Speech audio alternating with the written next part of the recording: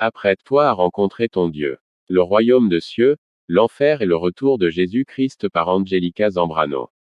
Pendant 23 heures, Jésus-Christ a fait visiter à Angelica, une fille de 18 ans de l'Équateur en Amérique latine, les royaumes du cieux, l'enfer et la vision de son retour. Elle témoigne comment Jésus-Christ pleurait en observant la multitude d'âmes perdues éternellement en enfer, un monde qu'il a rejeté, une église pour la plupart non préparée pour le Seigneur, un peuple qui ne témoigne plus de lui chez les âmes perdues, une industrie de divertissement qui conduit les enfants en enfer. Elle a vu beaucoup de célébrités en souffrance en enfer, chanteurs, artistes et même le pape. Angelica a aussi vu combien le royaume des cieux est merveilleusement préparé et prêt, une place d'une gloire inimaginable où le mal n'existe pas. Cependant, Jésus-Christ ne viendra que pour un peuple saint.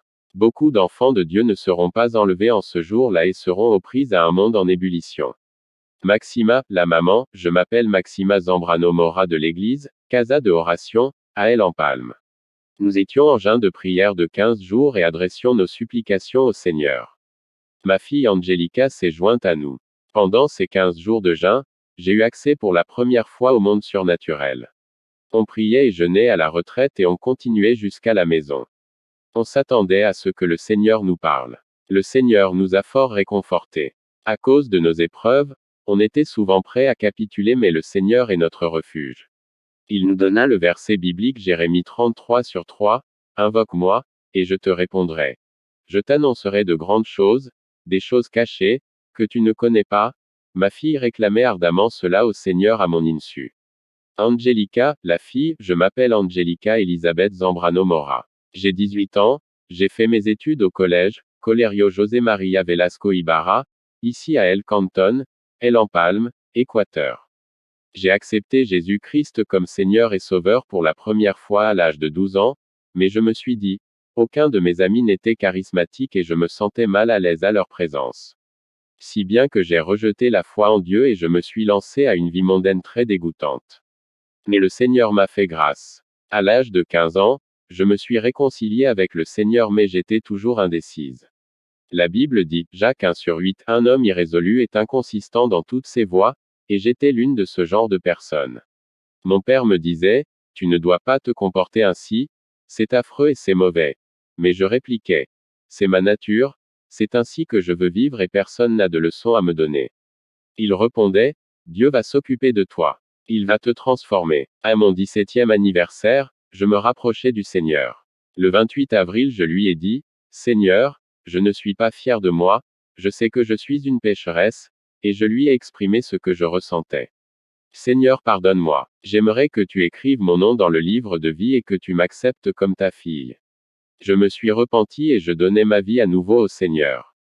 Je disais, je veux que tu me changes. Je pleurais de tout mon cœur suppliant le Seigneur de me transformer. Mais au fur et à mesure que le temps passait, je ne constatais aucun changement. La seule différence est que je commençais à fréquenter l'église, à lire la Bible et à prier. Ce fut l'unique changement que j'ai constata. Puis, en août, j'ai été invité à jeûner pendant 15 jours. J'ai accepté volontiers mais avant de commencer, j'ai dit, Seigneur, j'aimerais que tu t'occupes de mon cas ici. Pendant le jeûne de prière, le Seigneur parlait à presque tout le monde sauf moi.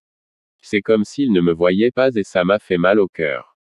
Je priais, Seigneur, ne me parleras-tu pas? Je pleurais seul et ajoutais, Seigneur, m'aimes-tu? Es-tu présent? Es-tu avec moi? Pourquoi ne me parles-tu pas comme c'est le cas avec les autres? Tu as beaucoup parlé aux autres, voire même prophétisé mais sauf à moi. J'ai demandé un signe témoignant que le Seigneur était avec moi et il me révéla Jérémie 33:3, Invoque-moi, et je te répondrai. Je t'annoncerai de grandes choses, des choses cachées, que tu ne connais pas. Je répondis, Seigneur, venais-tu à peine de me parler? Puisque j'ai entendu sa voix audible et j'ai eu une vision de la parole mentionnée dans Jérémie 33:3. J'ai dit, Seigneur, cette parole m'est-elle adressée? J'ai gardé cette révélation confidentielle pendant que les autres témoignaient de ce que le Seigneur leur a donné et de ce qu'ils ont vu. Mais j'ai gardé mon secret et médité sur la parole, Invoque-moi. Signifie prier, mais qu'est-ce que, de grandes choses, des choses cachées, veut dire? Je réfléchissais, ceci ne peut signifier que le paradis et l'enfer. Si bien que j'ai dit, Seigneur, je veux que tu ne me montres que le paradis mais pas l'enfer car j'ai appris que c'est un endroit horrible. Puis je priais de tout mon cœur, Seigneur, si cela est ta volonté de me montrer ce que tu as planifié alors que ta volonté soit faite, mais transforme-moi d'abord. Je veux que tu fasses de moi une personne nouvelle. Je veux être transformé. Après le jeûne, nous avons subi tant d'épreuves si bien que parfois je trouvais difficile de continuer à mener une vie chrétienne. Mais le Seigneur m'a réconforté. Je commençais à entendre sa voix et à le connaître davantage. On est devenus de grands amis. Le Seigneur est notre meilleur ami, l'Esprit Saint. Je lui disais, Seigneur, tu es mon meilleur ami. Je veux mieux te connaître, et je partageais toutes mes pensées avec lui. J'ai prié durant tout le mois d'août, puis en novembre un serviteur de Dieu est venu chez nous et m'a dit, que le Seigneur vous bénisse. Je répondis, Amen. Il dira par la suite qu'il est venu nous donner un message de la part de Dieu. Tu dois te préparer car le Seigneur te montrera des choses formidables que tu ne connais pas. Il va te faire visiter le royaume des cieux et l'enfer tel que tu l'as souhaité en se référant au passage biblique Jérémie 33:3. J'affirmais en lui demandant comment il était au courant de mon secret. Il répondait, le même Dieu que nous servons et adorons m'a révélé la même chose. Peu après on s'est mis à prier. Quelques sœurs en Christ de mon église et de ma famille priaient avec nous. Aussitôt qu'on s'est mis à prier, j'ai vu le ciel s'ouvrir. Si bien que j'ai dit, je vois les cieux s'ouvrir et 2 anges sont en train de faire leur descente vers nous. L'homme dit, demande lesquels est l'objet de leur visite, ils étaient géants et beaux, avec des belles ailes. Ils étaient robustes et brillaient, ils paraissaient transparents, rayonnants comme de l'or. Ils portaient des sandales en cristal et de vêtements célestes.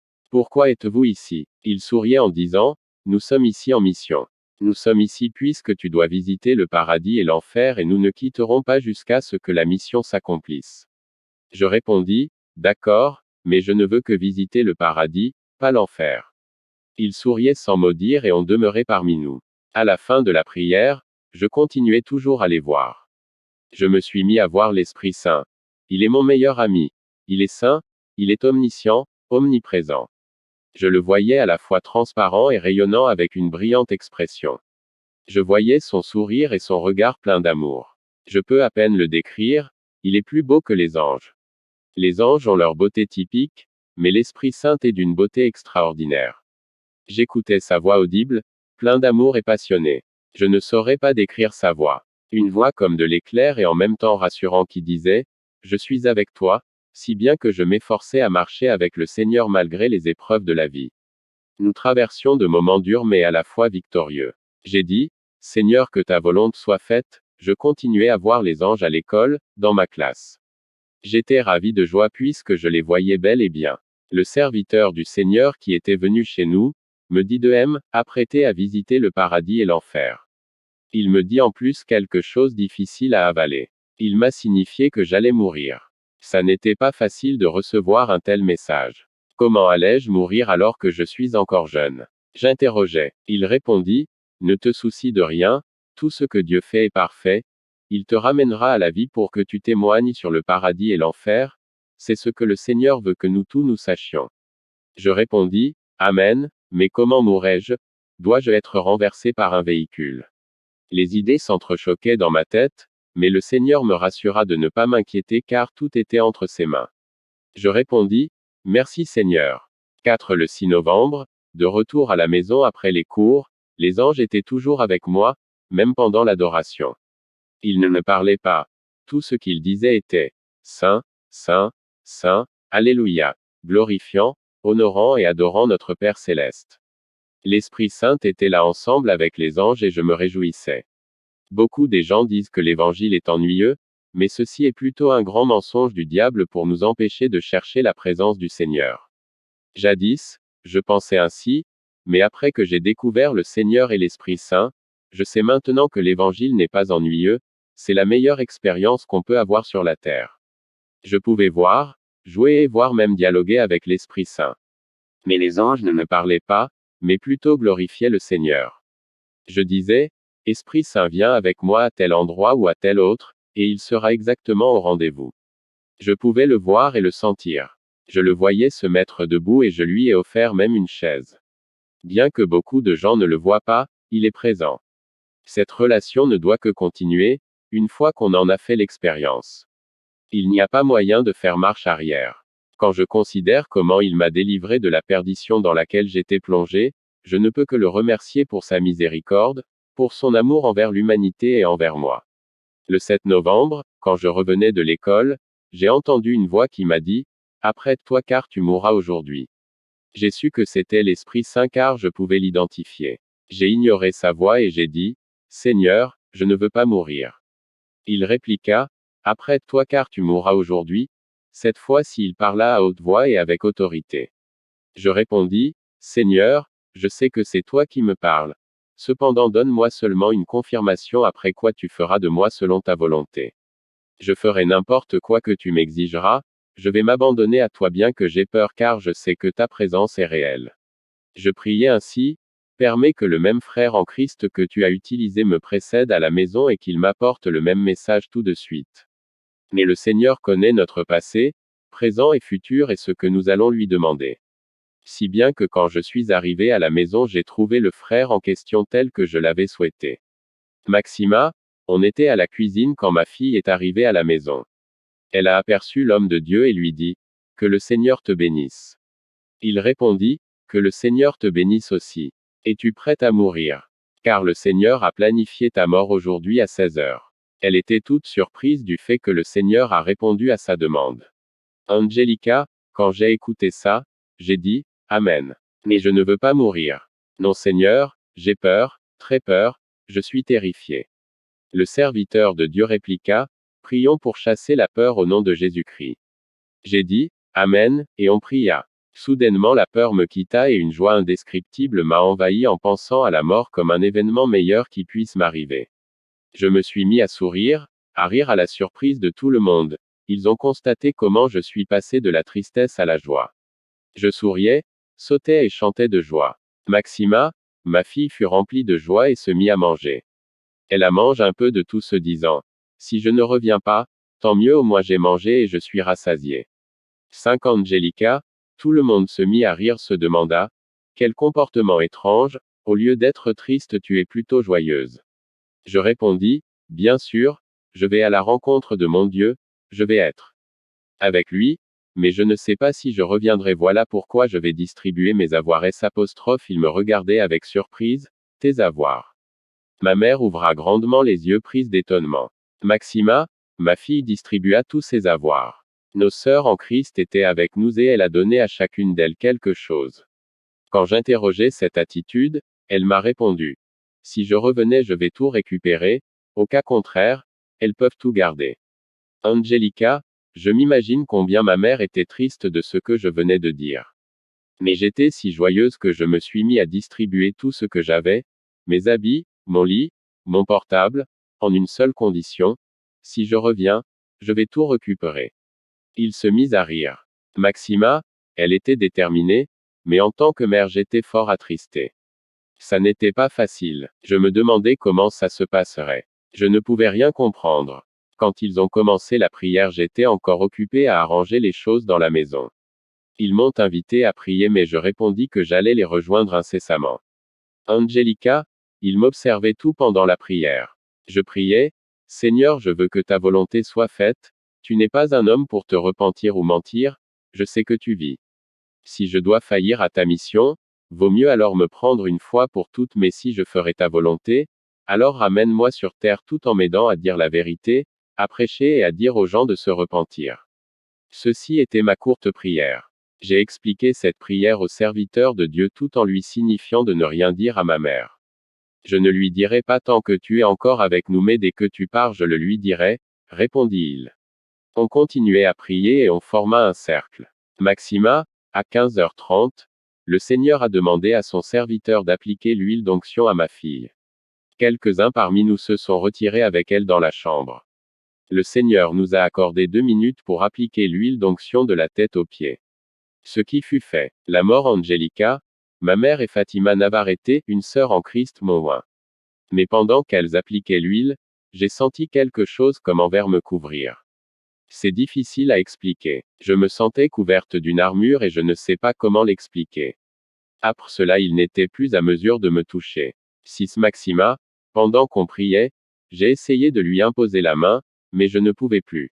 Il y avait une sorte d'armure autour d'elle. C'était étrange, personne ne pouvait la toucher. Cette armure d'environ 30 centimètres va de la tête jusqu'aux pieds. Ce qui m'a troublé davantage, c'est le fait que je ne pouvais pas lui imposer la main, chose que j'ai fait plusieurs fois au service du Seigneur. J'ai dit, oh, il s'est passé quelque chose, je me suis mis à prier et à remercier le Seigneur. Subitement une joie m'a envahi, l'angoisse m'a quitté ainsi que la douleur. J'étais toute joyeuse. On continuait à prier et vers 16 heures, ma fille est tombée par terre. Angelica, pendant la prière j'ai commencé à étouffer, je ne pouvais plus respirer. J'ai eu une forte douleur au ventre et au cœur. Je sentais ma circulation se ralentir et une forte douleur dans tout mon corps. Tout ce que je pouvais dire était, Seigneur fortifie-moi, fortifie-moi. Je sentais que je ne pouvais plus tenir. Je n'avais plus de force, elle me quittait. Quand j'ai regardé vers les cieux avec mes yeux spirituels, j'ai vu le ciel s'ouvrir. J'ai vu les anges en multitude s'assembler et au milieu d'eux j'ai vu une lumière 10 000 fois plus brillante que le soleil. Et j'ai dit, Seigneur, c'est toi qui viens. Maxima, quand elle est tombée par terre, on a essayé de la tenir debout mais elle ne pouvait plus se tenir seule. Maintenant on pouvait la toucher. Elle disait, priez, je n'ai plus de force, maman je n'ai plus de force et j'ai mal. D'abord elle avait mal au cœur, puis ça s'est répandu vers l'abdomen. On continuait à prier et à plaider avec le Seigneur. Le Seigneur a pris sa vie. Jamais de ma vie je n'ai vu une personne mourir. J'ai dû assister à la mort de ma fille, dans son agonie. Ça n'était pas du tout facile. Je ne comprenais plus ses derniers mots puis à la fin elle ne parlait plus. J'ai placé ma main sur son visage et un miroir dans sa bouche pour vérifier si elle respirait encore. Elle ne respirait plus, elle était figée. Je l'ai tenue, elle était encore chaude comme avant. J'ai pris un drap et je l'ai couvert, puis elle commençait à se refroidir. Ses cheveux étaient projetés en arrière comme celui d'un mort et elle est devenue très froide comme un glaçon. Angelica, Jésus faisait la descente et je sentais mon corps mourir. Au fur et à mesure que Jésus et les anges s'approchaient, je sentais que je partais et je n'étais plus moi-même. Je n'étais plus en vie, je mourais et c'était agonisant.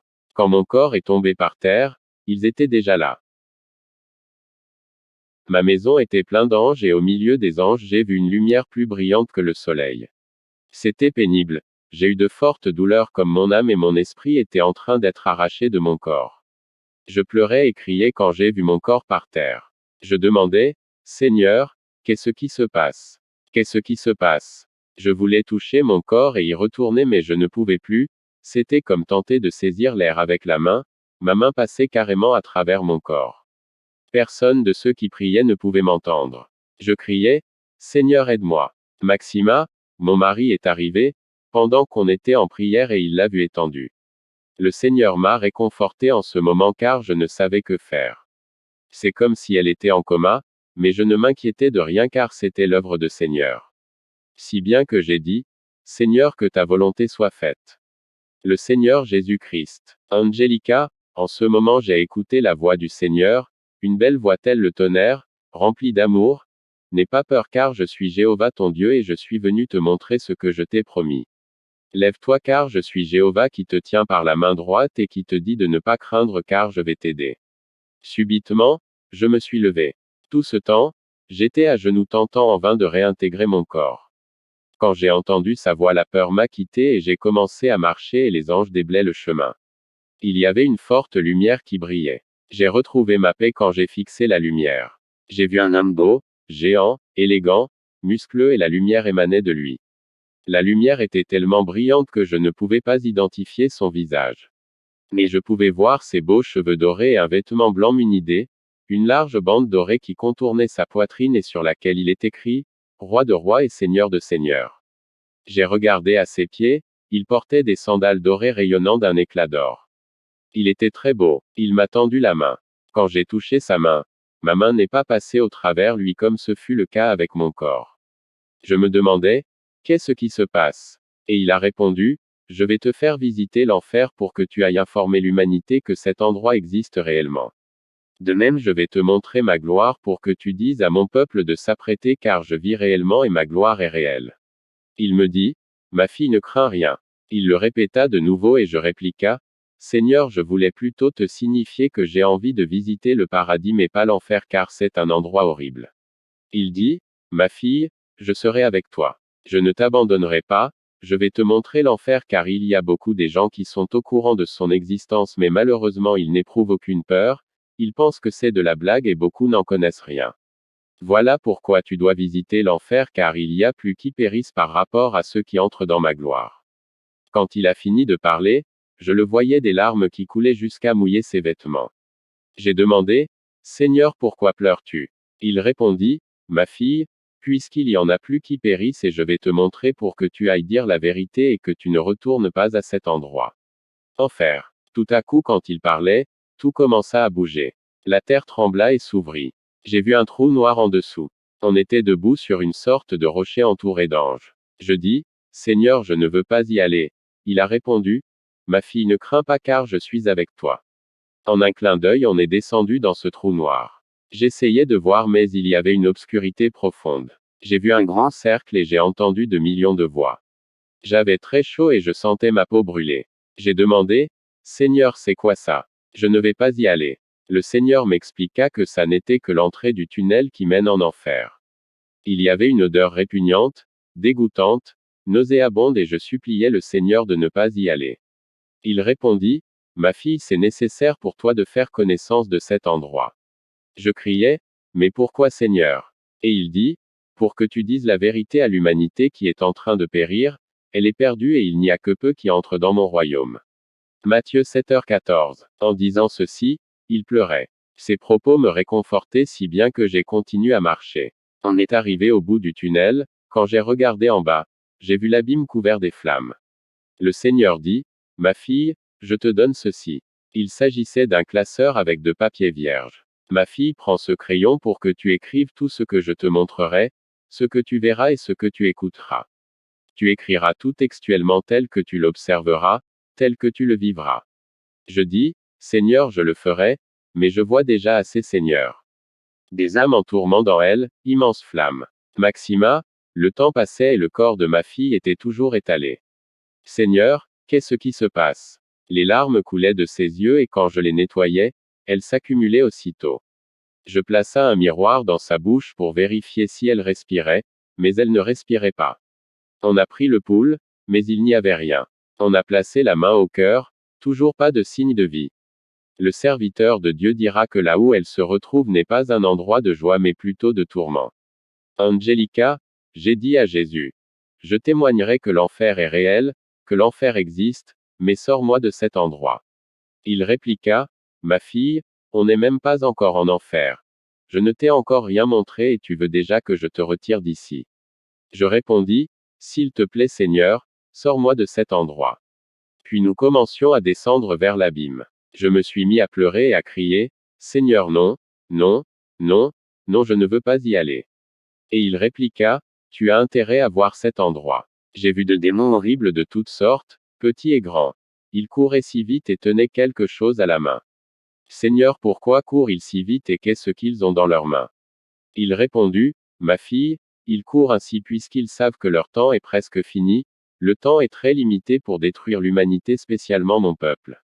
Ils tiennent à la main de flèches pour détruire l'humanité. À chaque démon est attribué le nom de la personne à détruire puis l'amener en enfer. Leur but c'est de détruire la victime puis l'amener en enfer. Et je voyais les démons courir et faire leur apparition sur la terre, il me dira, ils vont sur la terre saisir les humains pour les jeter en enfer. En disant ceci, il pleurait profondément. Il pleurait sans cesse et je me suis mis à pleurer aussi. Maxima, ma fille était morte pendant 23 heures, mais je n'ai pas informé l'autorité. J'ai prié, Seigneur, je patienterai pendant 24 heures, si ma fille ne revient pas, je ferai appel à un médecin. Mais le Seigneur me la retourna avant les 24 heures. Angelica, le Seigneur me dit, es-tu préparé à voir ce que j'ai à te montrer? Oui Seigneur, je répondis. Il m'a amené dans une cellule où il y avait un jeune homme tourmenté par le feu. J'ai constaté que cette cellule était numérotée bien que je ne pouvais pas comprendre le numérotage, ça apparaissait à l'envers. Il y avait une grande plaque, et le jeune homme portait le numéro 666 sur son front. Il avait aussi une grande plaque métallique incrustée dans sa peau. Ni les vers de terre qui le mangeaient, ni la flamme n'avait le pouvoir d'endommager la plaque. Il s'écria, Seigneur, sois miséricordieux, sors-moi d'ici. Pardonne-moi, Seigneur. Jésus répondit, c'est trop tard. Je t'ai donné beaucoup d'occasions, mais tu ne voulais pas te repentir. J'ai demandé à Jésus, Seigneur, pourquoi est-il ici? Puis je l'ai reconnu. Sur la terre, ce jeune connaissait la parole, mais tout d'un coup il a abandonné la foi, préférant plutôt l'alcool, la drogue et a emprunté le chemin de la perdition. Il ne voulait plus suivre le Seigneur, malgré les avertissements répétés sur la conséquence d'une telle décision. Ma fille, il est ici puisque quiconque rejette ma parole a déjà un juge, ma parole que j'ai prononcée va le juger au jour du jugement dernier. Jean midi 48, puis Jésus sanglota. La façon de pleurer du Seigneur diffère de la nôtre. Son pleur est très profond et il exprime énormément de l'angoisse dans son cœur. Jésus dit, je n'ai pas créé l'enfer pour les humains. Puis je l'ai interrogé. Mais pourquoi alors les humains s'y retrouvent? Il répondit, ma fille, j'ai créé l'enfer pour Satan et ses anges qui sont les démons. Matthieu 25/41. Mais à cause du péché et du refus de se repentir, les humains finissent ici et il y a plus qui périssent par rapport à ceux qui entrent dans ma gloire. Il continua à pleurer et ça m'a fort attristé de le voir pleurer ainsi. Ma fille, j'ai donné ma vie pour l'humanité afin qu'elle ne périsse pas, afin qu'elle n'aille pas en enfer. J'ai donné ma vie à titre d'amour et de miséricorde afin que l'humanité passe à la repentance et entre dans le royaume des cieux. Jésus se lamentait comme quelqu'un qui n'en pouvait plus, voilà combien il éprouve de la peine en regardant les âmes perdues. Je me sentais en sécurité en présence de Jésus-Christ. Je m'imaginais, si je lâchais le Seigneur, je serais bloqué ici. Y a-t-il des membres de ma famille ici? Il m'a regardé comme je pleurais et me dit, ma fille, je suis avec toi, parce que j'avais très peur. Il m'amena dans une autre cellule. Je ne pouvais jamais m'imaginer voir un membre de ma famille dans cette cellule. J'ai vu une femme tourmentée, il y avait des vers de terre qui bouffaient son visage et les démons qui enfonçaient une sorte d'épée dans son corps. Elle criait, non Seigneur, aie pitié de moi, pardonne-moi s'il te plaît, retire-moi de ce lieu ne fût-ce que pour une minute. En enfer les gens sont tourmentés en se rappelant ce qu'ils ont fait sur la terre. Les démons se moquent des humains et leur disent, adore et glorifie car ceci est votre royaume. Et les gens criaient et se rappelaient qu'ils connaissaient Dieu, parce qu'ils connaissaient les Écritures. Ceux qui connaissaient le Seigneur souffraient 2 fois plus. Le Seigneur dit, il n'y a plus de chance pour ceux qui sont ici. Mais il y a encore une possibilité pour ceux qui sont vivants. Je lui ai demandé, Seigneur, pourquoi mon arrière-grand-mère est ici? Je ne sais pas si jamais elle te connaissait. Pourquoi est-elle ici, Seigneur? Il répondit, ma fille, elle est ici parce qu'elle n'a pas su pardonner. Ma fille, celui qui ne pardonne pas, moi non plus je ne le pardonnerai pas. J'ai demandé, Seigneur, mais tu pardonnes, tu es miséricordieux. Il a répondu, oui ma fille, mais c'est important de pardonner, puisqu'ils n'ont pas pardonné, beaucoup des gens se retrouvent en enfer. Va dire au monde qu'il est temps de pardonner et plus spécialement mon peuple car beaucoup d'entre eux n'ont pas encore pardonné. Dis-leur de se débarrasser des rancunes, des ressentiments, de cette haine dans leur cœur. Il est temps de pardonner. Si la mort surprenait cette personne qui n'a pas su pardonner, cette personne pourrait se retrouver en enfer, car personne ne peut racheter une vie. Quand on a quitté la cellule de mon arrière-grand-mère, elle était engloutie dans le feu et s'écria, ah, elle se mit à blasphémer le nom de Dieu. Elle maudissait Dieu, toute personne en enfer blasphème Dieu. Quand on a quitté ce lieu, je pouvais constater que l'enfer est rempli des âmes tourmentées. Plusieurs personnes étendent leurs mains, suppliant Jésus de les sortir de là. Mais le Seigneur ne peut rien pour eux et ils se misent à blasphémer Dieu. Puis Jésus pleurait et disait, ça me fait mal de les entendre, ça me peine de voir ce qu'ils font, puisque je ne peux plus rien faire pour eux. Ce que je peux te dire est qu'il y a encore une opportunité pour celui qui est encore sur la terre, celui qui n'est pas encore mort, donc le vivant. Il a encore le temps de se repentir. Le Seigneur m'expliqua qu'il y a beaucoup de célébrités en enfer, et aussi beaucoup de ceux qui l'ont connu. Il dit, je veux te montrer une autre partie de la fournaise. On est arrivé à un endroit où une femme était couverte de feu. Elle était en agonie et s'écriait en suppliant le Seigneur pour la miséricorde. Jésus la pointa du doigt et me dit, ma fille, cette femme que tu aperçois là, s'appelle Séléna. Quand on s'est approché, elle cria, Seigneur, aie pitié, pardonne-moi, libère-moi d'ici. Mais le Seigneur la regarda et dit, C'est tard, trop tard. Tu ne peux plus te repentir. Elle m'a aperçu et me dit, s'il te plaît, va dire aux gens à propos de l'enfer, parle à haute voix et ne te tais pas. Dis-leur de ne pas venir en ce lieu. Va leur dire de ne pas jouer ou chanter ma musique. Je lui demande, pourquoi veux-tu que j'apporte ce message au monde? Elle répondit, parce que chaque fois que les gens jouent et écoutent mes chansons, mon tourment s'accentue. La personne qui joue et écoute ma musique est en train de faire son chemin vers l'enfer. S'il te plaît, va leur dire de ne pas venir ici. Va dire que l'enfer est réel. Elle s'écria et les démons lui lancèrent des épées et elle pleura. Aide-moi Seigneur, aie pitié de moi Seigneur. Mais malheureusement, le Seigneur lui dit, c'est trop tard. Je parcourais des yeux cet endroit, c'était plein de musiciens et d'artistes. Tout ce qu'ils faisaient c'est chanter et chanter sans cesse. Le Seigneur expliqua, la personne qui est en enfer continue à faire ce qu'elle faisait sur la terre.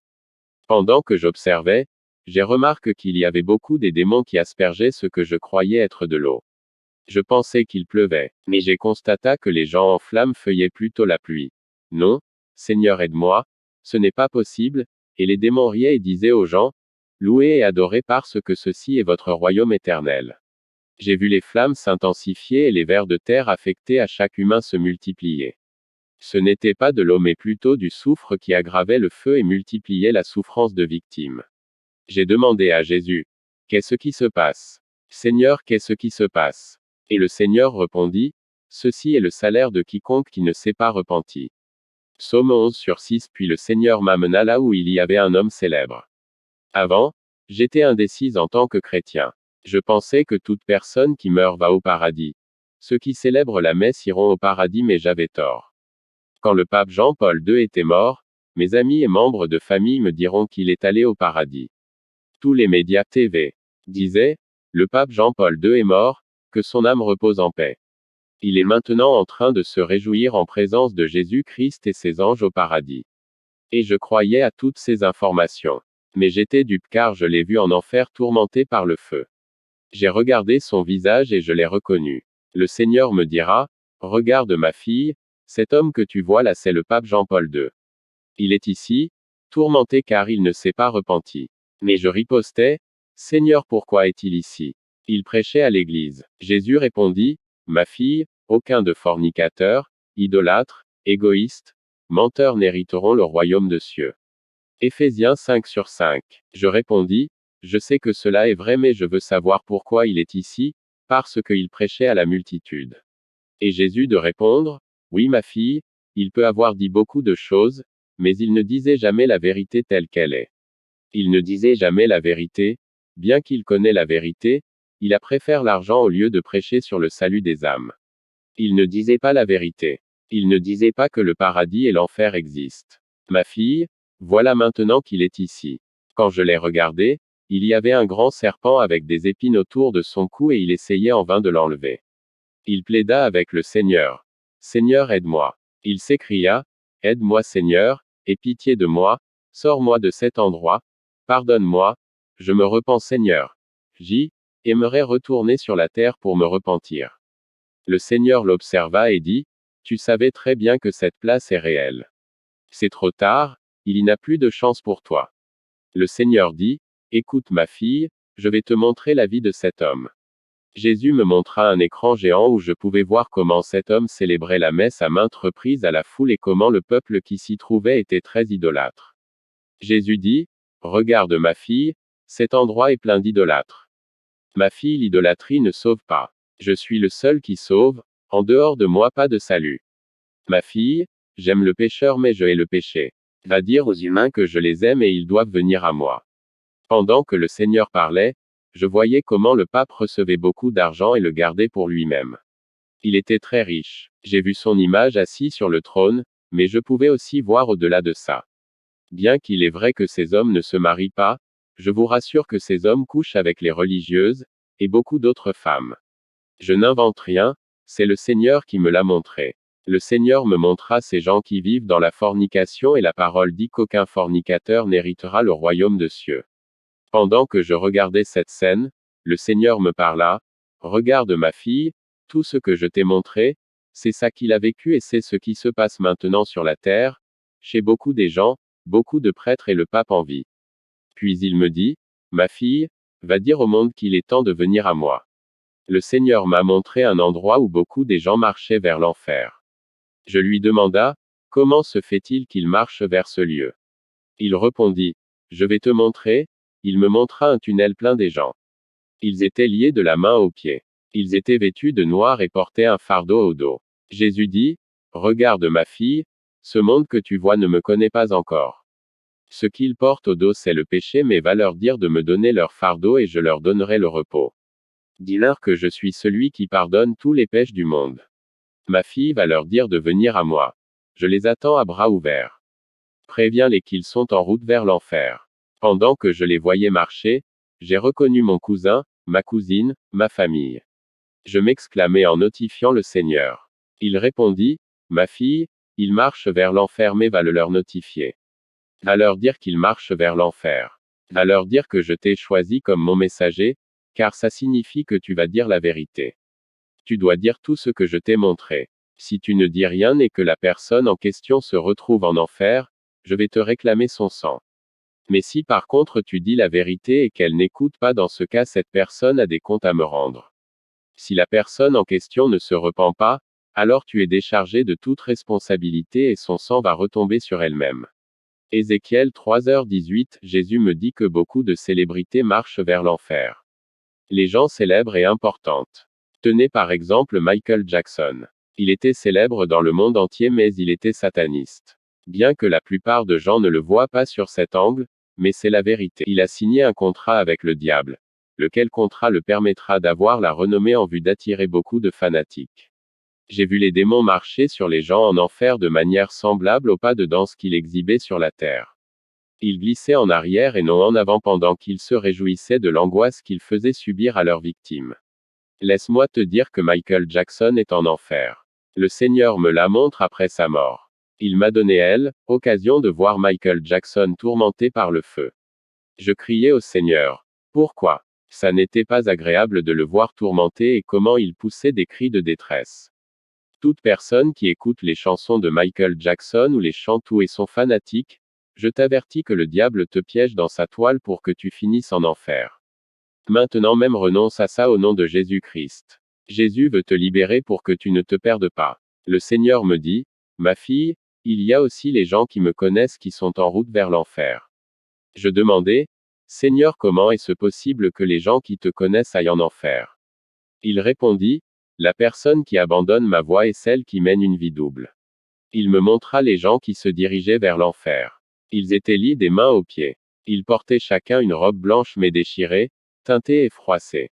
Jésus dit, ma fille, vois comment mon peuple s'est éloigné de moi.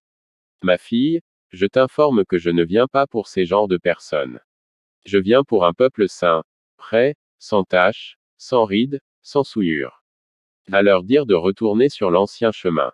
Éphésiens 5h26-27. Je commençais à voir beaucoup de mes oncles et beaucoup de ceux qui ont abandonné le Seigneur. À leur dire que j'attends qu'ils déchargent leur fardeau sur moi et je leur donnerai le repos. Jésus était en train de pleurer. Ma fille, ils viennent ici. Va dire à tes oncles, à tes membres de famille qu'ils se dirigent vers l'enfer. Ma fille, beaucoup ne te croiront pas, mais je suis ton témoin fidèle, je suis ton témoin fidèle. Je ne t'abandonnerai jamais. Ma fille, même s'ils ne veulent pas croire, va leur dire la vérité car je suis avec toi. Ma fille, je te montrerai aussi comment les gens arrivent à cet endroit. Nous sommes allés vers un tunnel où il y avait de multitudes des gens qui tombaient vers l'abîme. Pas 1000, pas 2000 mais aussi nombreux que le sable de la terre. Ils tombaient par seconde, comme une main remplie de sable qu'on déversait. Les âmes tombaient rapidement. Jésus pleurait, il dit, ma fille, voilà comment l'humanité périt, voilà comment elle se perd. Ma fille, ça m'attriste de voir l'humanité périr. Jésus dit, les démons aussi se réunissent en ce lieu. Et je dis, les démons en réunion. Jésus dit, oui ma fille, ils se rencontrent pour planifier ce qu'ils feront au monde. Ils tiennent des réunions secrètes chaque jour. Ainsi dit, Jésus m'amena à une cellule où j'ai vu une table en bois avec les chaises tout autour. Il y avait des démons de toutes sortes. Jésus expliqua, ma fille, ils planifient maintenant d'aller détruire les familles de pasteurs, des missionnaires, des évangélistes et tous ceux qui me connaissent. Ma fille, Ils veulent les détruire. Ils ont beaucoup de flèches. Les démons riaient en se moquant et disaient, détruisons le monde et amenons-le ici. Jésus dit, va leur dire que je suis avec eux. Qu'ils ne laissent aucune porte ouverte, qu'ils ne laissent aucune place à Satan car il est comme un lion rugissant cherchant qui dévorer. 1 Pierre 5h18, mais Écriture dit. Il marche comme. Parce que l'unique lion réel est celui de la tribu de Juda, Jésus-Christ de Nazareth. Apocalypse 5/5. Jésus dit, ma fille, ils veulent spécialement détruire les familles de pasteurs. Je demande, pourquoi veulent-ils détruire les familles de pasteurs? Et Jésus répondit, parce qu'ils sont les bergers de plusieurs brebis que le Seigneur leur a confiées. Ils veulent que ces brebis retournent dans le système du monde, de retourner en arrière et finir en enfer. Va dire aux pasteurs de dire la vérité. Va leur dire de prêcher la vérité et de dire tout ce que je leur ai dit et de ne rien garder pour eux-mêmes ce que je leur ai dit. Quand on quittait cet endroit, il me dit, je veux te montrer quelque chose. Il y a aussi des enfants ici. Et je répondis, Seigneur, les enfants en enfer. Pourquoi sont-ils ici? Ta parole dit, laissez les petits enfants venir en moi et ne les empêchez pas car le royaume de cieux appartient à ceux qui sont comme eux. Matthieu 9h14, Jésus répliqua, ma fille, c'est vrai, le royaume de cieux appartient à ceux qui sont ainsi, mais cet enfant doit venir à moi, car quiconque vient ne sera pas rejeté. Jean 6h37, à l'instant même, le Seigneur me montra un garçon de 8 ans tourmenté par le feu. Le garçon criait, Seigneur, aie pitié de moi, retire-moi de cet endroit. Je ne veux pas y être. Il continua à pleurer et à crier. J'ai vu les démons autour de ce garçon qui ressemblaient aux images de la bande dessinée. Il y avait, Dragon Boy Z, Ben 10 Pokémon, Dora etc. Seigneur, pourquoi le petit garçon est ici? Jésus me montra un écran géant de la vie de cet enfant. J'ai vu comment il passait toute sa vie devant l'écran de la télévision en train de regarder ces bandes dessinées. Jésus dit, ma fille, ces bandes dessinées, ces films, ces feuilletons télévisés qui passent chaque jour à la télévision sont les instruments sataniques pour détruire le monde. Regarde ma fille comment ça s'est passé. J'ai vu comment le petit garçon était rebelle et désobéissant à ses parents. Quand ses parents lui parlaient, il sortait en courant. Il reversait les choses et désobéissait les parents. Après cet événement, une voiture l'a écrasé et ce fut la fin de sa vie sur terre. 14 Jésus m'expliquait, depuis lors, il est ici en enfer. Je regardais le petit garçon comment il était torturé. Jésus dit, ma fille, va dire aux parents d'instruire leurs enfants à la lumière de ma parole. Proverbe 22/6. La parole de Dieu est vivante. Ça nous apprend à corriger l'enfant avec le fouet, mais pas à tout moment. Seulement quand l'enfant a été désobéissant à ses parents. Proverbe 22h15. Le Seigneur me dit quelque chose très attristant et pénible. Il y a beaucoup d'enfants ici à cause des bandes dessinées et à cause de la rébellion. Je lui demanda, Seigneur, pourquoi doit-on blâmer la bande dessinée? Et il expliqua, parce que les bandes dessinées sont des démons qui véhiculent la rébellion, désobéissance, amertume et la haine chez les enfants. Autres démons possèdent ces enfants pour qu'ils ne fassent rien de bon que du mal. N'importe quoi les enfants voient à la télévision, ils veulent le reproduire dans la vie réelle. L'enfer existe et c'est réel et même les enfants doivent décider où aller. Je dis, Seigneur, dis-moi, pourquoi les enfants sont ici? Et Jésus répondit, dès qu'un enfant est conscient qu'il y a l'enfer et le paradis, alors il a un choix à faire. Le royaume de cieux. Il y a tant des choses à dire au sujet de l'enfer, maintenant laisse-moi partager ce que j'ai vu au paradis. Jésus dit, ma fille, maintenant je vais te montrer ce que j'ai préparé pour mes saints. Nous avions quitté l'enfer par le tunnel. Pendant que nous marchions dans le tunnel, tout d'un coup nous sommes arrivés là où il y avait une forte lumière. Jésus dit, ma fille, je vais te montrer ma gloire. On a commencé l'ascension vers le royaume de cieux. Aussitôt nous sommes arrivés devant une porte sur laquelle est écrite à grands caractères dorés, bienvenue au royaume de cieux. Jésus dit, ma fille va y car je suis la porte et celui qui entre par moi entrera et trouvera des pâturages. Jean 10/9. Après qu'il ait dit ces mots, la porte s'ouvra et nous sommes entrés. J'ai vu les anges en train de glorifier, honorer, adorer le Père céleste. Apocalypse 7h11-12. Nous avons continué à marcher et nous nous sommes approchés d'une table, laquelle table on pouvait voir le début mais non la fin. Apocalypse 19/9. J'ai remarqué l'immense trône, puis les petits trônes entourent de milliers de chaises. Entre les chaises il y avait de vêtements munis de couronnes. Jésus dit, ma fille, la couronne que tu vois là est la couronne de vie. Apocalypse 2h10. Jésus dit, ma fille, voici ce que j'ai préparé pour mon peuple. J'ai vu que la table était couverte d'un tissu blanc aux extrémités d'or. Il y avait des assiettes, gobelets en or, des fruits, tout était servi. C'était merveilleux. Il y avait un grand récipient au milieu de la table contenant le vin pour le dîner. Et Jésus dit, ma fille, tout est prêt pour l'accueil de mon Église. On est allé à un autre endroit où j'ai vu beaucoup des gens dans un jardin. C'étaient les gens bien connus de la Bible, mais ils n'ont pas vieilli. Ils sont tout jeunes. Il y avait ce jeune homme avec un mouchoir à la main qui dansait en tourbillonnant pour glorifier le Seigneur. Jésus dit, ma fille, ce jeune homme que tu vois est mon serviteur David. Il glorifiait le Père. Aussitôt, d'autres jeunes hommes apparaissèrent et Jésus me dit, ma fille, c'est Josué, Moïse, Abraham. Jésus les appelait par leur nom. Ils avaient tous la même expression. Jésus dit, ma fille, cette femme que tu vois là c'est ma servante Marie-Madeleine, ma servante Sarah.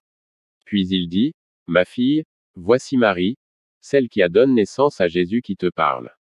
Ma fille, je t'informe qu'elle n'est pas au courant des choses qui se passent sur la terre. Va dire au monde, aux idolâtres que l'enfer est réel et que les idolâtres n'hériteront pas mon royaume. Va leur dire que s'ils se repentent, ils vont entrer dans mon paradis. Va leur dire que je les aime et que Marie n'est au courant de rien de ce qui se passe sur la terre. La seule personne qu'ils doivent glorifier c'est moi car ni Marie, ni Saint Grégoire, ni aucun autre saint ne peut offrir le salut. Je suis le seul qui sauve et en dehors de moi personne d'autre ne sauve. Il a répété 3 fois que personne d'autre ne peut sauver. Il n'y a que lui qui sauve. Le monde est victime de la déception croyant qu'il y a un certain saint, qui est en réalité un démon, qui opère au travers une idole faite par les êtres humains. Laisse-moi te dire que le Seigneur veut te donner le meilleur, il veut que tu hérites du royaume des cieux, que tu puisses te repentir et quitter l'idolâtrie. Parce que l'idolâtrie ne peut pas te sauver. Jésus-Christ de Nazareth est le seul qui sauve, qui a donné sa vie pour vous et moi et pour toute l'humanité. Comme il pleurait, il me dit, s'il te plaît ma fille, ne garde pas silence. Va dire la vérité. Va leur dire ce que je te montre. J'ai vu comment Marie glorifiait le Seigneur. J'ai vu les femmes avec de beaux cheveux très longs. Je dis, qu'elles sont belles. Il me dit, ma fille, va dire aux femmes de prendre soin de voile que je leur ai donné. Puis il me dit, j'ai quelque chose d'important à te montrer. J'ai regardé au loin et j'ai aperçu une cite rayonnante, une cite en or. Je dis, Seigneur, c'est quoi ça? Je vais m'y rendre. Il répondit, ma fille, je vais te montrer ce qu'il y a là. Ce que tu vois, c'est le domaine céleste, les palais célestes qui sont prêts pour mon peuple. On se mit à marcher, jusqu'à ce que nous sommes arrivés sur un pont en or. Après l'avoir traversé, on est arrivé sur une route en or. Apocalypse 21h21. Tout était beau, brillant comme un verre rayonnant. C'était vraiment surnaturel, inexplicable. On a vu les palais célestes et on observait comment les milliers des anges les bâtissaient. Quelques anges construisaient rapidement, d'autres construisaient lentement et enfin les autres ne bâtissaient pas du tout. Je demanda au Seigneur, comment se fait-il qu'il y en a qui construisent vite, d'autres lentement et ceux qui ont stoppé de bâtir? Le Seigneur explique, ma fille, c'est comme ça que mon peuple travaille, mes anges travaillent au rythme de mon peuple sur la terre. Ma fille, mon peuple ne partage plus l'évangile. Mon peuple ne jeûne plus. Mon peuple ne se met plus sur la route pour distribuer les affiches qui annoncent la vérité, mon peuple a maintenant honte. Va leur dire de retourner sur l'ancien chemin.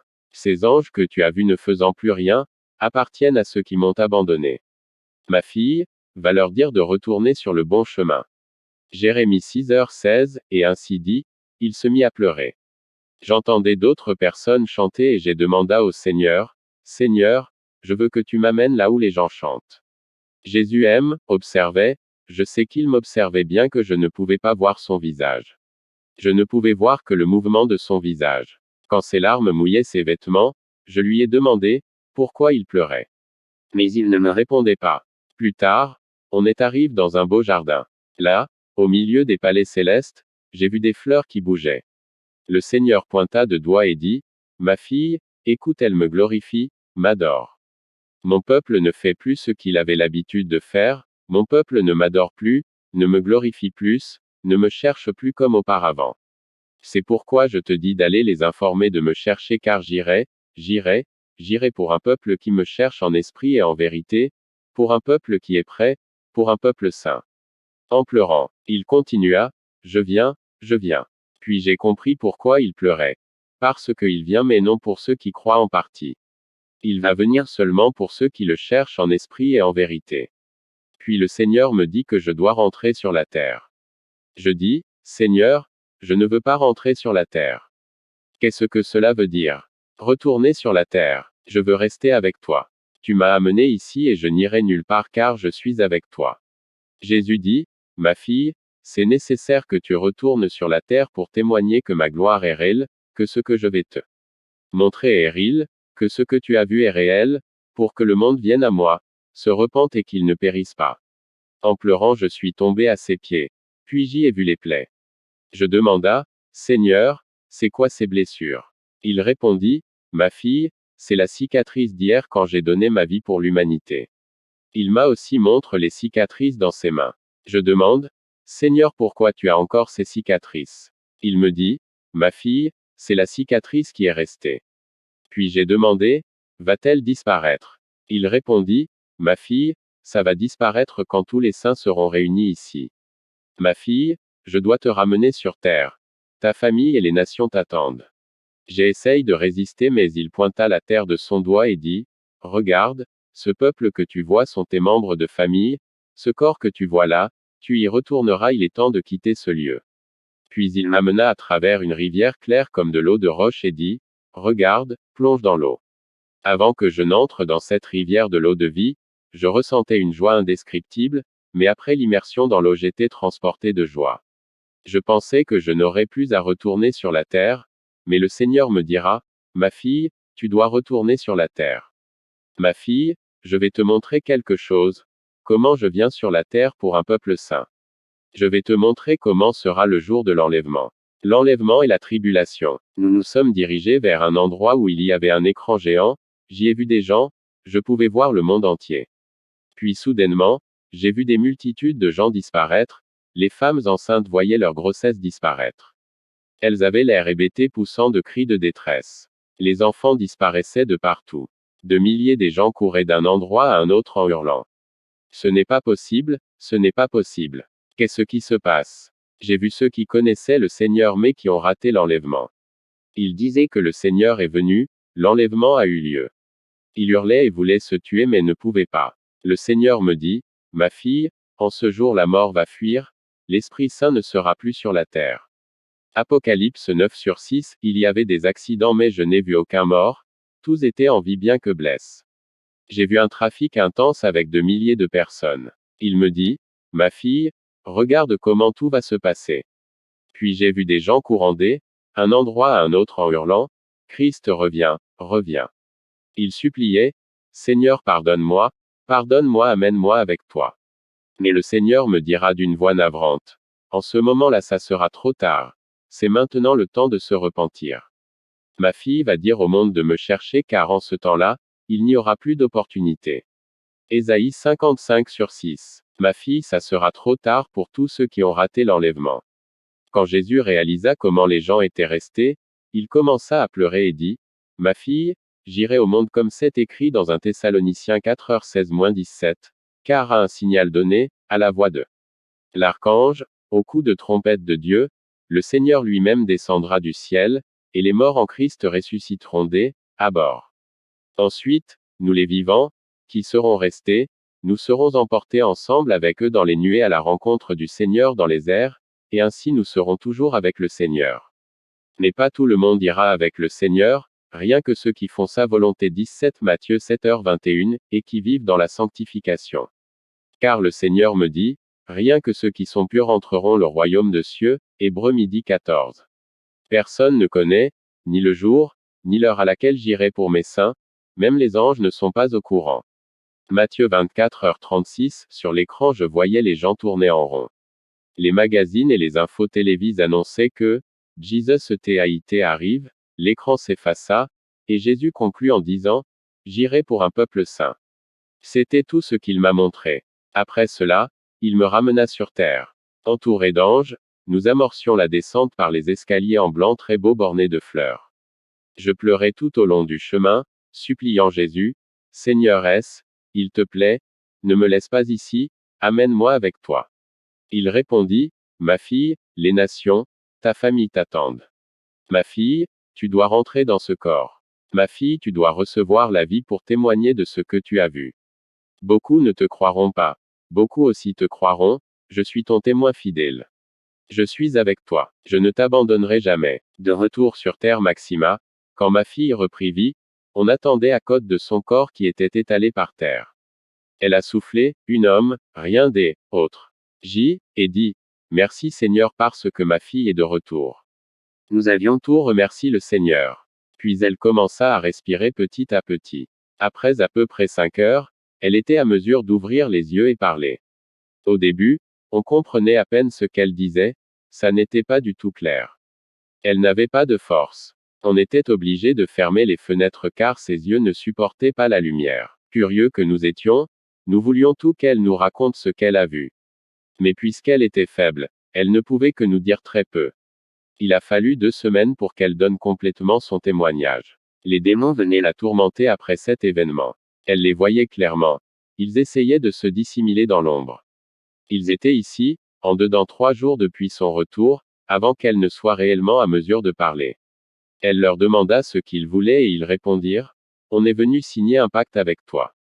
Tu dois te taire. Tu ne diras rien de ce que tu as vu en enfer car si tu parles, nous allons te tuer. Elle décriva les démons comme étant vilains, gros, obèses et laids. Elle dit que les mots manquent pour décrire leur laideur.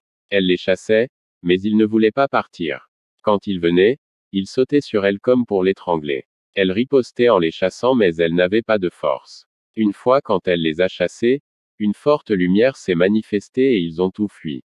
C'était le Seigneur. Ce que ma fille a connu n'était pas facile. Elle a reçu un message profond pour l'humanité entière de chercher le Seigneur. Mais l'humanité pense être correcte, sans reproche. La jeunesse dans la drogue, l'alcool, ils pensaient que ça va. Mais ça ne va pas du tout. Une des plus grandes expériences qu'elle a eues c'est de voir beaucoup d'artistes en enfer, y compris les musiciens et aussi le pape Jean-Paul II. Il est temps de chercher le Seigneur, de se repentir et de s'humilier devant lui. La parole de Dieu est vraie quand elle déclare. Le ciel et la terre passeront mais mes paroles ne passeront pas. Marc 13h31. La parole du Seigneur s'accomplira au temps opportun.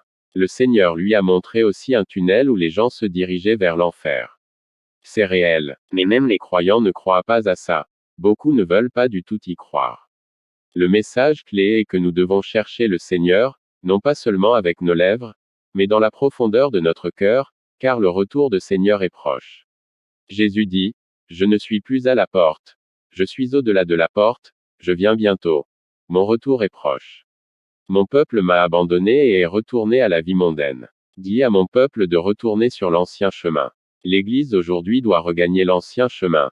C'est là que nous sommes en feu cherchant le Seigneur. Quand la trompette sonnera, on doit être prêt à le rencontrer et ça sera merveilleux. Le message urgent du Seigneur. Angelica s'adresse à l'audience. Le Seigneur m'a dit, ma fille, en ce jour, l'Esprit Saint ne sera plus sur la terre. En ce jour, l'Esprit Saint ne sera plus sur la terre.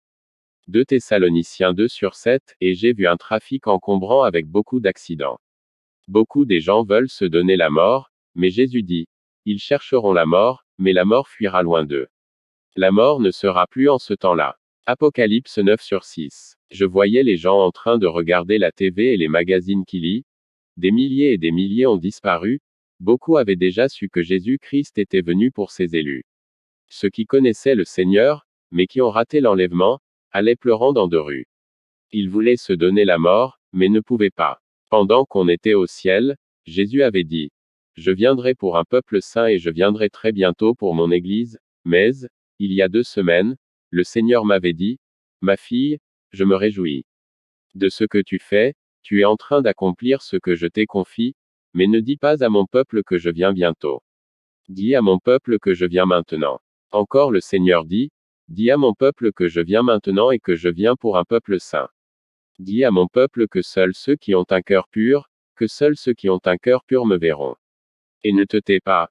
Continue à proclamer ce que je t'ai dit. Angelica en prière avec l'audience. Tout le monde, fermez vos yeux et placez vos mains droites sur vos cœurs et soulevez vos mains gauches et si vous avez envie de pleurer, faites-le. Maintenant dites au Seigneur ce que vous ressentez dans vos cœurs. Pour ceux qui veulent accepter le Seigneur, répétez après moi. Seigneur, je te remercie pour ton amour et pour ta miséricorde. Merci Seigneur pour la parole qui a atteint mon cœur aujourd'hui. Père, je demande pardon. Pardonne-moi. Nettoie-moi avec ton sang précieux. Écris mon nom dans le livre de vie. Seigneur, reçois-moi comme ton enfant. Maintenant même je pardonne toute personne que je n'étais pas à mesure de pardonner. Je renonce à mon manque de pardon. Je renonce à tout ce qui bloquait le mouvement de l'esprit et je te demande de me transformer et de me remplir de ta présence tous les jours. Merci Père, Fils et Esprit Saint. Au nom de Jésus, Amen. Angelica, ce témoignage n'est pas du mensonge. Ce n'est pas de la blague. Ce n'est pas une histoire montée. Ce n'est pas un rêve. L'enfer est réel, très réel. Je n'ai pas de mots pour t'exprimer comment c'est réel. Je souhaite que tu fasses une expérience personnelle. Angelica s'adresse au narrateur. Le temps est proche. Dieu révèle à l'humanité ce qui va bientôt arriver à travers les signes. Ne demeurez pas dans la condamnation. C'est ce que le diable veut. Demande-toi si tu marches déjà vers le tunnel de l'enfer. Aujourd'hui, c'est le jour du salut. Aujourd'hui c'est le jour d'inviter Jésus, ton Sauveur dans ta vie. Ceci est un mot simple pourtant important à dire. Je t'accepte, Jésus comme Seigneur et mon seul Sauveur. Je te donne ma vie et mon âme de tout mon cœur. Je vais être avec toi pour l'éternité. Choisis ta destinée finale, la vie ou la mort, le paradis ou l'enfer, Jésus ou le diable. C'est clair, ou tu appartiens à Jésus ou tu appartiens au diable. Soit tu fais ce qui est bien, soit tu fais ce qui est mauvais. Tu choisis ta destinée, la vie éternelle ou le lac du feu. Réfléchis à ces propos. Décide maintenant. Jésus-Christ est mort sur la croix pour chacun de nous, pour nos péchés, et nous a donné l'occasion du salut par sa miséricorde. Accepte Jésus comme ton seul sauveur. Maintenant que tu as entendu ce témoignage, ne permets pas que tu regrettes ce moment éternellement en enfer. Référence. Apocalypse 19/9. Heureux ceux qui sont appelés au repas de noces de l'agneau. Ce sont les paroles véridiques de Dieu. Apocalypse 20h15. Et si quelqu'un, un N, était pas trouve inscrit dans le livre de vie, il était jeté dans elle, étant de feu. Apocalypse 21/4. Et il essuiera toute larme de leurs yeux, et la mort ne sera plus, ni deuil, ni cri, ni douleur ne seront plus, car les premières choses en sont allées. Apocalypse 21/1. Et je vis un ciel nouveau et une terre nouvelle, car le premier ciel et la première terre en étaient allés, et la mer n'est plus. Apocalypse 21/8. Quant aux peureux, et aux incrédules, et aux fornicateurs, et aux sorciers, et aux idolâtres et à tous les menteurs, leur part est dans l'étang brûlant de feu et de soufre, qui est la seconde mort. Aucun idolâtre n'héritera de royaume de cieux. Exode 20/3-5. Tu n'auras pas d'autre Dieu en face de moi. Tu ne te feras pas de statue ni aucune forme de ce qui est dans le ciel en haut, ou de ce qui est dans les eaux au-dessous de la terre. Tu ne te prosterneras pas devant eux et tu ne les serviras pas, car moi, Yahvé, ton Dieu, je suis un Dieu jaloux. Apocalypse 21h21. Et les 12 portes sont 12 perles. Chacune des portes était d'une seule perle. Et la place de la ville est des or pur comme de verre transparent.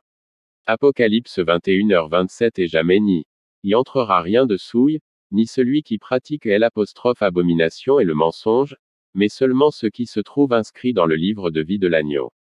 Apocalypse 22. Et voici que je viens bientôt. Heureux celui qui garde les paroles de la prophétie de ce livre. Apocalypse 22h11. Que l'injuste pratique l'injustice encore, que le sale se salisse encore, que le juste pratique la justice encore, et que le saint se sanctifie encore. Apocalypse 22h12. Voici que je viens bientôt, et mon salaire est avec moi pour rendre à chacun selon qu'est son œuvre. Apocalypse 22h13-15. Je suis l'alpha et l'oméga, le premier et le dernier, le commencement et la fin. Heureux ceux qui lavent leurs robes, pour qu'ils aient pouvoir sur l'arbre de vie et entrent dans la ville par les portes. Dehors les chiens, et les idolâtres, et quiconque aime et pratique le mensonge.